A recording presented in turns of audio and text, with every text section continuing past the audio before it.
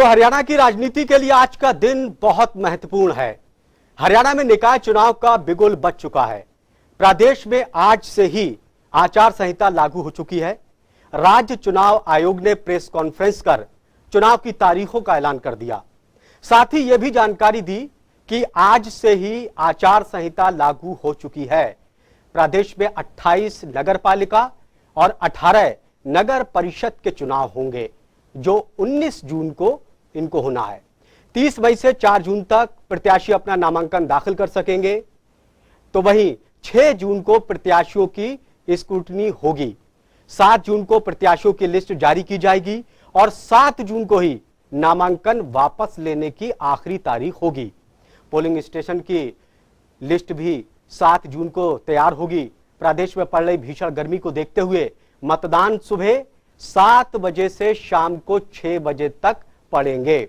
राज्य चुनाव आयुक्त धनपत सिंह ने यह जानकारी दी है कि 22 जून को सुबह 8 बजे से मतगणना शुरू हो जाएगी। तो आज का दिन हरियाणा की राजनीति के लिए बहुत महत्वपूर्ण दिन है। निकाय चुनाव की तारीखों का ऐलान हो चुका है और आज से ही पूरे हरियाणा में आचार संहिता लागू हो गई। पोल जो होंगे वो 19 तारीख को 19 जून को होंगे 7 बजे से 6 बजे शाम तक। 1 घंटे का अतिरिक्त समय हमने रखा है। अमूमन 5 बजे शाम तक होता है, लेकिन गर्मी की स्थिति को देखते हुए कई बार दोपहर में मतदान थोड़ा धीमा हो जाता है, तो कोई अपने मताधिकार से वंचित ना रह जाए, इसलिए 1 घंटे का टाइम एक्स्ट्रा दिया है। और बाकी तो आपको पता ही है, 6 बजे तक जो भी लाइन में होंगे लास्ट मैन से लेके वो पर्ची दे दी जाती है, तो वो सब लोगों को वोट करने दिया जाएगा। आदर्श आचार संहिता की बात है, मॉडल कोड ऑफ कंडक्ट की। तो this is coming to being right from now with the announcement of elections. और आज सुबह मैंने सब मुख्य सचिव और सभी अन्य संबंधित अधिकारियों के साथ बैठक ली है 11 बजे, और उसमें सभी से ताकीद भी कर दी गई है, सभी को हिदायत भी कर दी गई है कि मॉडल कोड ऑफ कंडक्ट की कोई अवहेलना ना हो, नहीं तो फिर पीपल्स रिप्रेजेंटेशन एक्ट के हिसाब से जो भी कार्रवाई बनती होगी वो आयोग उसके बारे में कार्रवाई करेगा। सारी प्रक्रिया में लगभग जो प्रत्यक्ष रूप से और अप्रत्यक्ष रूप से लगभग 10,000 लोग इस चुनाव से संबंध रहेंगे किसी न किसी रूप में। एम्प्लॉयज़ हमारे डिफरेंट डिपार्टमेंट्स के, हाँ, ताकि पुलिस वगैरह सब मिला के, ताकि इसको अच्छा पुलिस अलग से, पुलिस पर्सनल अलग रहेंगे, ताकि इस चुनाव को हम फ्री एंड फेयर मैनर में ट्रांसपेरेंट तरीके से, पीसफुल तरीके से कंडक्ट करवा सकें। जो सेंसिटिव और हाइपर सेंसिटिव बूथ्स के लिए होम सेक्रेटरी को और डीजीपी को ताकीद कर दी गई है कि वो इनके डिस्ट्रिक्ट मजिस्ट्रेट्स उनको चुनाव करेंगे, सिलेक्शन करेंगे कौन से सेंसिटिव है, कौन से हाइपर सेंसिटिव है, और उन पे विशेष रूप से पुलिस बल की तैनाती रहेगी, बाकी जगहों पे तो रहेगी। चलिए सीधे चलते चंडीगढ़, जहां हमारे सहयोगी पवन हमारे साथ लाइव जुड़ चुके हैं। पवन, क्या बारिश की वजह से तापमान में तो गिरावट हुई, लेकिन निकाय चुनाव के तारीखों के ऐलान के बाद क्या राजनीति का तापमान कुछ बढ़ा?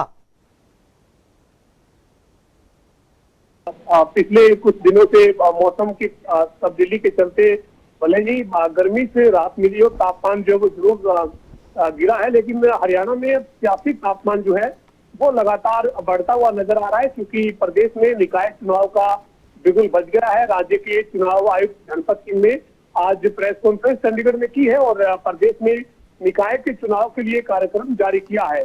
40 नगर पालिका परिषद है जहां पर प्रदेश में चुनाव घोषित किए गए हैं।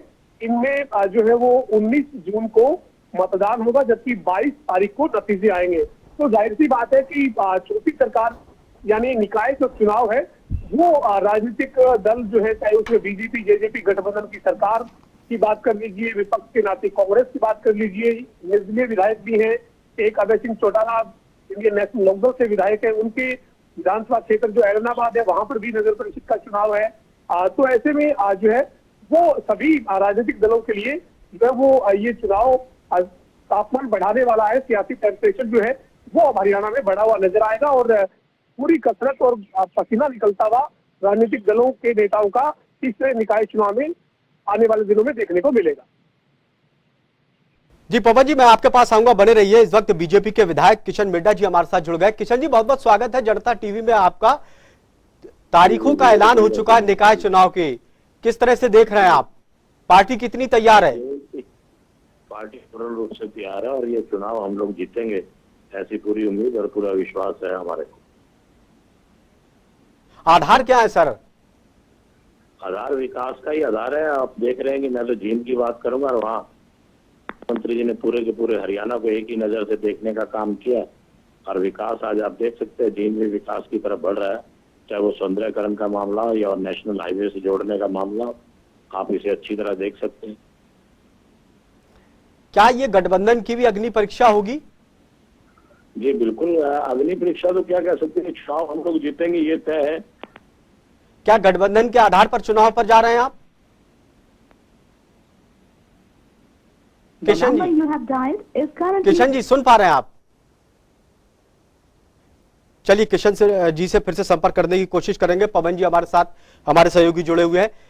पवन जी, कितना चुनौती भरा है? एक तरफ कांग्रेस के अंदर अंतर्कलह है, दूसरी तरफ बीजेपी और जेजेपी का गठबंधन, उधर भी दोनों पार्टियां अपनी अपनी तैयारियां कर रही हैं। तो क्या इस लिहाज से तीनों पार्टियों की अग्नि परीक्षा होना है?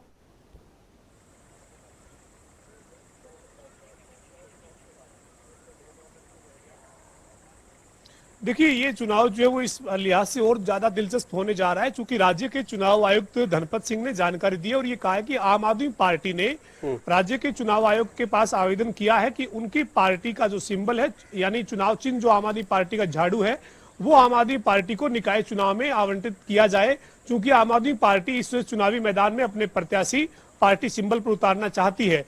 चूंकि इससे पहले राज्य के चुनाव आयोग की तरफ से जो चुनाव चिन्ह आवंटित किए गए थे, उसमें निर्दलीयों के जो चुनाव चिन्ह थे, उनमें जो तमाम जो चुनाव चिन्ह आवंटित हुए, उसमें धनपत सिंह का यह कहना था कि अब झाड़ू को जो है वो फ्रीज चुनाव चिन्ह नहीं रखा जाएगा, क्योंकि एक आम आदमी पार्टी जो है उसने आवेदन किया है और वो निकाय चुनाव में अपने पार्टी के प्रत्याशी उतारने जा रही है। तो ऐसे में उसके ऊपर अभी विचार राज्य के चुनाव आयोग की तरफ से किया जा रहा है और अब आम आदमी पार्टी भी मैदान में नजर आएगी। इसके साथ साथ बीजेपी जेजेपी गठबंधन है, कांग्रेस है। कांग्रेस की अब आज क्या रणनीति रहेगी, ये अभी थोड़ी देर बाद प्रेस कॉन्फ्रेंस शुरू होने जा रही है कांग्रेस के प्रदेश अध्यक्ष और पूर्व मुख्यमंत्री भूपेंद्र सिंह हुड्डा की। उसमें देखने वाली बात होगी कांग्रेस क्या तय करती है।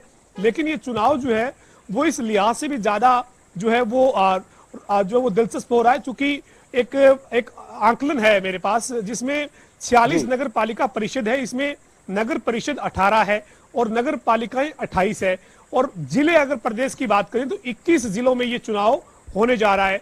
बीजेपी की 19 विधानसभा सीटें, यानी जहां पर बीजेपी के 19 विधायक हैं, वहां पर यह चुनाव नगर परिषद पालिका का हो रहा है। कहीं पर सीधा उसी विधानसभा क्षेत्र के नाम से ही नगर परिषद पालिका है, या फिर उस विधानसभा क्षेत्र में साथ लगता कस्बा है जो नगर पालिका है या नगर परिषद है, उसमें चुनाव हो रहा है। इसी तरीके से 15 कांग्रेस के विधायक जहां पर हैं वहां पर चुनाव हो रहा है। जननायक जनता पार्टी के 7 विधायक जहां पे हैं वहां चुनाव हो रहा है। इसी तरीके से निर्दलीय 5 विधायक का क्षेत्र जो है वो चुनावी दायरे में आ रहा है। इंडियन नेशनल लोकदल के 1 विधायक है अभय सिंह चौटाला, उनकी जो ऐलनाबाद सीट है वहां पर नगर पालिका का चुनाव होने जा रहा है। यानी ये चुनाव इसलिए और ज्यादा दिलचस्प है। चलिए आप हमारे साथ बने रहिए। मूलचंद शर्मा जी कैबिनेट मंत्री हमारे साथ जुड़ गए। मूलचंद शर्मा जी, स्वागत है आपका जनता टीवी में। धन्यवाद धन्यवाद धन्यवाद भाई। आज निकाय चुनाव के तारीखों का ऐलान हो गया, किस तरह से देख रहे हैं आप? बहुत लंबे समय से ये चुनाव ड्यू थे, न्यायपालिका में पेंडिंग थे जी, और मैं न्यायपालिका में चुनाव आयोग को धन्यवाद करता हूं कि जो लोगों की समस्या थी, जो छोटी सरकार प्रदेश से बननी थी, उसकी घोषणा हुई और 19 तारीख को वोट गिरेंगे जी और 22 की गिनती होने वाली है जी। बीजेपी कितनी तैयार है? बीजेपी पहले से ही चुनाव के क्षेत्र में थी और पहले भी जब इसका समय था उस समय भी चुनाव की तैयारी में थी।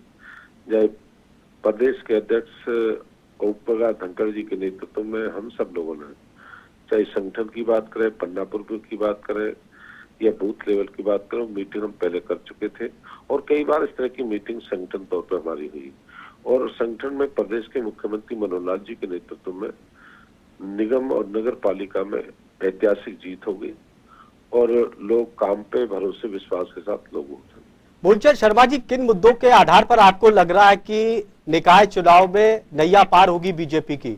कौन से ऐसे मुद्दे ऐसे हैं? जो प्रदेश में जो भ्रष्टाचार, जिस तरह से भ्रष्टाचार हुआ, जिस तरह से नौकरियां बढ़ती थी, आम आदमी आम समस्या से महरूम रहता था, उन सब बातों को प्रदेश सरकार को लेके जाएंगे कि प्रदेश में जो विकास हुआ है, आप हाईवे की बात करें, बिजली की बात करें या नौकरी की योग्यता की बात करें या इस तरह के जो भ्रष्टाचार पे लगाम लगाने का काम करें, इन सब बातों को लेकर हम जनता के बीच हो जाएंगे। मूलचंद जी, जो किसानों का आंदोलन काफी लंबे वक्त के बाद चला और उसके बाद निकाय चुनाव हो रहा है, क्या इस चुनाव पर किसानों के आंदोलन का फर्क पड़ेगा? क्योंकि हरियाणा के अंदर काफी तादाद में किसान हैं और उन्होंने शिरकत भी की थी इस आंदोलन में। किसान अपने साथी हैं, किसान हमारे भाई हैं, सब समझते हैं किसान राजनीति से प्रेरित था और किसान में वो लोग थे जो दूसरे दलों के लोग शामिल थे। हर आदमी समझता है, हर दूसरा आदमी समझता है और उनको पूरा ज्ञान है कि प्रदेश की सरकार में या फसल की बात करें, जमीन की बात करें या जमीन की लूट खसोट जो पूर्व की सरकार में, किसान भी जानता है, आम आदमी भी जानता है। इन सारी बातों को लेके जाएंगे और किसान भारतीय जनता पार्टी को, जैसे उत्तर प्रदेश से पश्चिम यूपी के किसानों ने वोट दी, इसी तरह ही हरियाणा में किसान सारे भारतीय जनता पार्टी को वोट देंगे प्रदेश के मुख्यमंत्री मनोहर लाल जी के नेतृत्व में ऐतिहासिक विकास को लेकर। मूलचंद शर्मा जी, चाहे निकाय चुनाव हो, पंचायत चुनाव, विधानसभा, लोकसभा, तो क्या सारे बीजेपी और जेजेपी मिलकर चुनाव लड़ेगी आगामी? नहीं, चुनाव सरकार हमारी दोनों गठबंधनों की सरकार है और ये संगठन तय करता है कौन कहाँ चुनाव लड़ेगा, किस पे लड़ेगा, सिंबल लड़ेगा, संगठन तय कर, संगठन से बड़ा कोई नहीं है। जी, लेकिन क्या आपको लग रहा है कि इन चुनाव के नतीजों के जो परिणाम निकल कर आएंगे वो हरियाणा की राजनीति की दशा और दिशा को तय करेंगे? दशा और दिशा के लिए बहुत समय है। अभी लोग बहुत लंबे समय से लोग चुनाव के लिए थे और लोग चाहते थे, जो निगम के पंचायत के चुनाव बहुत लेट हुए हैं, इसके लोगों को सरकार को लाभ, छोटी सरकार को लाभ मिलेगा। कहीं पानी की, कहीं सीवर की, कहीं सड़क की छोटी छोटी समस्याएं थी, उन सबको लाभ मिलेगा। और दूसरा क्या है कि ये हरियाणा है, हरियाणा विकास को देखता है, हरियाणा विकास की तरफ जाता है, लूट की तरफ नहीं जाता, क्षेत्रवाद की तरफ नहीं जाता, अपनेवाद की तरफ नहीं जाता। सबका साथ, सबका विकास, सबका विश्वास के साथ पूरे प्रदेश में इस नारे को लेकर चलेंगे। मूलचंद जी, इस वक्त बेरोजगारी चरम पर है, महंगाई बढ़ रही है, इसके अलावा हरियाणा में बिजली की कटौती, पीने की पानी की समस्या, ये तमाम दिक्कतें, इसका असर तो नहीं पड़ेगा चुनाव पर? बिजली की जो समस्या रही थी पूर्व में 2 वीक पहले, उस समस्या को कम किया है और धीरे धीरे आने वाले समय में जो बिजली दूसरे प्राइवेट सेक्टरों से लिए उस सब की पूर्ति करेंगे। बिजली की समस्या है, प्राइवेट लोगों से खरीद रहे हैं और बिजली की समस्या भी क्यों रहेगी। पानी, जो गर्मी है, लोग समझते हैं गर्मी में पानी की समस्या हो सकती है। हम ये तो नहीं कहते पूर्व की सरकार में गर्मियों में बहुत पानी आता था, पर इन सब बातों को लोग समझते हैं कि पानी भी आएगा, बिजली पूरी रहेगी, विकास भी होगा, सब कुछ होगा, सब लोगों को इस बात का लाभ मिलेगा, पूरे प्रदेश को मिलेगा। मेरा आखिरी सवाल यह है कि जो किसान गेहूं के दाम को लेकर जो एमएसपी थी उससे ऊपर बिक रहे थे, निर्यात एकदम बंद कर दिया, फिर किसानों का कहना कि जो रेट मिल रहे थे उससे कम हो गए, क्या इसका असर, क्योंकि ज्यादातर किसान हरियाणा में, कुछ चुनाव के ऊपर तो आपको नहीं लग रहा है कि पड़ेगा? किसान अपनी फसल को बेच चुका, किसान मंडी में बेच चुका और किसान को रेट से फालतू मिला है और पूरे हरियाणा में, जो पूरे सारे हरियाणा में किसान को जो मूल्य निर्धारित उससे फालतू मिला है। मूलचंद जी, किसान के नाम पर जो राजनीति करते हैं उन लोगों के दरवाजे बंद हो चुके हैं। किसान सब चीज समझता है, कौन मित्र है, कौन दोस्त है, कौन दुश्मन है, पूरे हरियाणा किसान समझता है। मूलचंद शर्मा जी, बहुत बहुत शुक्रिया हमसे बातचीत करने के लिए। तमाम मसलों को लेकर बातचीत उन्होंने की। हमारे सहयोगी पवन हमारे साथ जुड़े हुए हैं। पवन जी, क्या सुन पा रहे हैं आप? जी पवन जी, जो निकाय चुनाव के नतीजे निकलकर आएंगे, क्या उसका हरियाणा की राजनीति पर फर्क पड़ेगा आगे जो पंचायत चुनाव होंगे, विधानसभा चुनाव होंगे, लोकसभा चुनाव होंगे उनके ऊपर? देखिए, निकाय चुनाव काफी महत्वपूर्ण रहने वाले हैं, क्योंकि इन निकाय चुनाव के बाद प्रदेश में पंचायत के भी चुनाव होने हैं। हालांकि जो है वो बीजेपी या कांग्रेस जो है वो पंचायत के चुनाव पार्टी के सिंबल पर लड़ेगी, ऐसी उम्मीद कम है, क्योंकि दोनों ही दल लगभग ये बात संकेत दे चुके हैं कि ये भाईचारे का चुनाव है, पंचायत का चुनाव, और पार्टी सिंबल पर जाने का कोई फैसला नहीं हुआ है। तो ऐसे में पंचायत का चुनाव सिंबल पर भले ही ना लड़ा जाए, लेकिन निकाय का जो चुनाव इस वक्त जो घोषित हो गया है, ये निकाय चुनाव जो है ये निश्चित तौर पर ये तय करेगा कि 2024 से पहले क्या एक माहौल क्या बनता है प्रदेश में, लोगों में जो वो उम्मीद क्या बनती है, और जो है वो ये चुनाव जो वो काफी महत्वपूर्ण रहेगा। इसके नतीजे जो है वो काफी मायने जो है वो उन नतीजों के रहेंगे। लेकिन इसके साथ साथ जो मुद्दे हैं चुनाव में, निकाय के चुनाव में, वो मुद्दे रहेंगे। अवैध कॉलोनियां डेवलप हो रही है, कई सालों से बनी हुई है, उनको वैध करने का जो वायदा था वो पूरा हुआ नहीं हुआ। शहरों में जो कॉलोनियां हैं, उन कॉलोनियों में बिजली पानी की जो समस्याएं हैं, मूलभूत की जो जरूरतें हैं उन कॉलोनियों में, वो जो है वो लोगों को पूरी हो रही है, नहीं हो रही है। इस तरीके के जो स्थानीय छोटी इकाई के जो मुद्दे हैं वो मुद्दे काफी प्रभावी रहेंगे। ऐसे में जो ये चुनाव घोषित हुए हैं आज, इसमें 46 नगर पालिका परिषद है, तो उनमें 18 नगर परिषद, 28 नगर पालिकाओं में 19 जगह ऐसी जहां पर बीजेपी के विधायक हैं, 15 ऐसी जगह है जहां पर कांग्रेस के विधायक हैं, 5 से 7 ऐसी जगह है जहां पर जननायक जनता पार्टी के विधायक हैं, ऐसे ही 5 के करीब ऐसी जगह भी है जहां पर निर्दलीय विधायक हैं।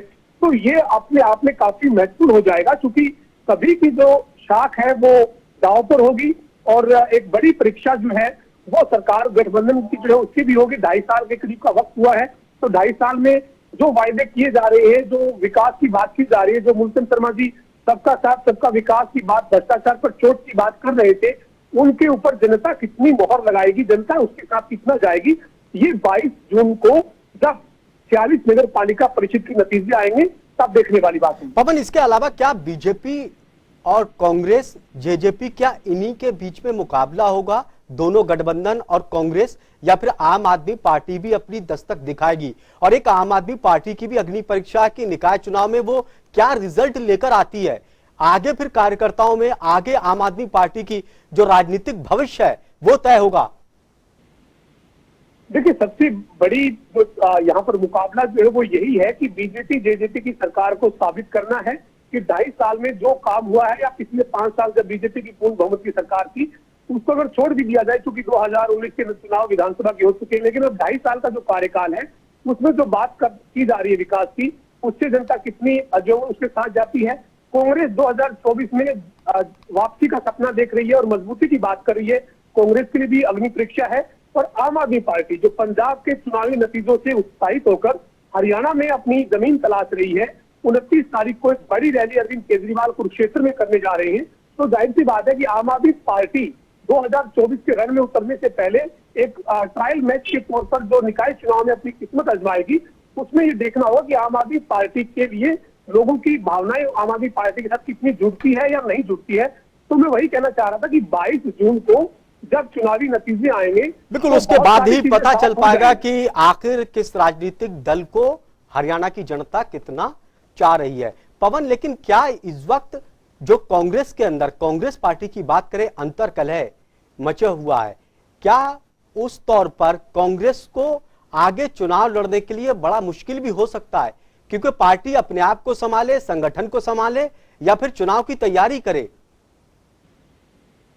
हाँ बिल्कुल, देखिए कांग्रेस के लिए बहुत बड़ी जो वो चुनौती है, क्योंकि कांग्रेस का 8 साल से प्रदेश में संगठन नहीं है, और जिस पार्टी का प्रदेश में संगठन नहीं है, यानी जिसका ब्लॉक में अध्यक्ष नहीं, जिले में अध्यक्ष नहीं, विधानसभा में अध्यक्ष नहीं, जिसकी कोई पार्टी की निश्चित टीम नहीं, वो अगर निकाय चुनाव जो एक छोटी इकाई का चुनाव माना जाता है, जिसे जो वो एक बिल्कुल निचले स्तर पर जाकर चुनाव की वर्किंग जिसके लिए होनी चाहिए, वो वर्किंग जो कांग्रेस पार्टी की है नहीं। और उसके बाद चलिए पवन जी, आप हमारे साथ बने रहिए। जयप्रकाश है, पूर्व मंत्री है, कांग्रेस के वरिष्ठ नेता हमारे साथ जुड़ चुके हैं। जयप्रकाश जी, स्वागत है जनता टीवी में आपका। निकाय चुनाव की तारीखों का ऐलान हो गया, चुनाव आयोग तैयार है, कांग्रेस कितनी तैयार है? हम तो तैयार बहुत पहले से हैं, और ये पवन भाई कौन सी पार्टी के हैं जो बोल रहे थे? नहीं, पवन जी हमारे वरिष्ठ सहयोगी है चंडीगढ़ से। अच्छा, मैं पवन जी को बताना चाहता हूँ कि जिस दिन से हमारे भाई उदयभान जी को पीसीसी प्रेसिडेंट बनाया और जी। चौधरी भूपेंद्र सिंह हुड्डा को जिस तरीके से उनके लीडरशिप में सारा कुछ हुआ, मैं पवन जी को बताना चाहता हूँ कि हरियाणा प्रदेश के निकाय चुनाव में केवल कांग्रेस पार्टी में ही विश्वास है, लोगों की आस्था रहेगी, क्योंकि जो सत्ताधारी एक गठबंधन है ये तो जनता में अनपॉपुलर हो चुका है, फेल हो चुका है। शहर के लोग परेशान है, लॉ एंड ऑर्डर की सिचुएशन जीरो हो चुकी है, आए दिन डकैती अपहरण। हमारा क्लास छोटा सा कस्बा है, पिछले 10 दिन में 4 बार अपहरण डकैती के केस हुए। तो सूर्य की किरण के साथ अखबार पढ़ते हैं, 1 मर्डर 2 मर्डर 3 मर्डर अखबार में लिखे जाते हैं। डकैती बलात्कार अपहरण के हालत क्या, कौन वोट देगा इस पार्टी को? और सभी जनता को पता है कि भ्रष्टाचार चरम सीमा पर है, नौकरियां क्यों बोलने लगती है, पेपर कोई होता है पैसे में लेकिन इन सब के भी जयप्रकाश जी, इन सारे मसलों को क्या कांग्रेस एकजुट होकर उठा रही है या फिर अपने अंतरकलह में पड़ी हुई है? आप देख रहे हैं कि कांग्रेस अपने को ही संभालने में लगी हुई है। जयप्रकाश जी, किसने बता दिया आपको? कहाँ अंतरकलह कांग्रेस में? कुलदीप बिश्नोई जी आपसे दूरी बनाए हुए हैं, कुलदीप बिश्नोई जी दूरी बनाए हुए हैं। ना मेरे पास है, मेरा साथी है, कहाँ दूरी बनाए हुए? सीएम से मैं मुलाकात। हरियाणा कांग्रेस की चंडीगढ़ कार्यालय के बाहर हूँ। आज कांग्रेस की प्रेस कॉन्फ्रेंस है, जेपी जी कहाँ है कुलदीप बिश्नोई?